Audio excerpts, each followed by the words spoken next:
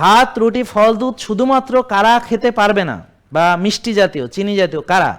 যাদের চিনি বেশি বা ইনসুলিন বেশি, বা চিনি বেশি বা ইনসুলিন বেশি বা চিনি ইনসুলিন দুটোই বেশি, বা শুধু টিজি বেশি বা ইনসুলিন চিনি টিজি সব বেশি, বা হোমোআইআর বেশি বা সব বেশি।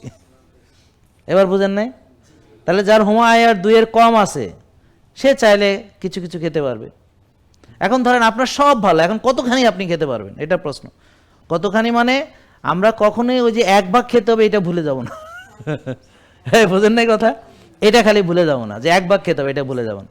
তারপর ক্ষুধাকে রেসপেক্ট করা ভুলে যাবো, ক্ষুধা লাগলে খাবো, ক্ষুধা। এখন অনেকে বলে স্যার আমার ক্ষুধা লাগে না, তো ক্ষুধা লাগে না যারা, তাদের জন্য পরামর্শ হলো ভালো ঘুমান, শ্বাসের ব্যায়াম করেন, ওজন নিয়ে কম করেন, দেখবেন ক্ষুধা মানে কি সব খাই ফেলতে মন চাইবে।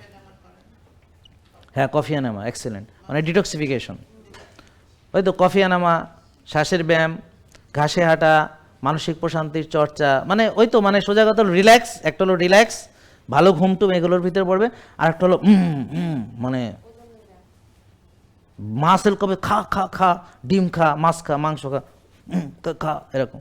আজকে আমি ওই যে মারছি জোরে জোরে, বুঝছেন তো, জোর শরীরে জোশ চলে আসছে, তারপরে আইসা বডি কয় তুই ডিম খা, ডিম খা। তো এমনি তো সকালে নাস্তা করি না সাধারণত, আজকে বডি বলতেছে তুই ডিম খা, তো ওর সে ডিম খাইয়া আর সবজি দিয়ে খাইছি আজকে, বুঝছেন না কথা? তারপর চিয়া সিডও খাইছি, ভিনেগারও খাইছি, এই তো আজকে সকালে ব্রেকফাস্ট করছি। তো সবসময় তো আর করি না, অনেক সময় বলি না যে এতক্ষণ কিছু খাই নাই, তো আজকে আবার খাইছি।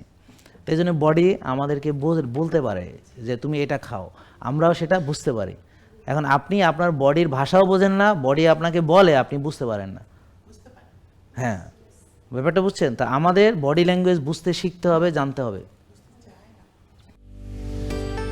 জেকে লাইফস্টাইল, ওষুধ মুক্ত সুস্থ জীবন।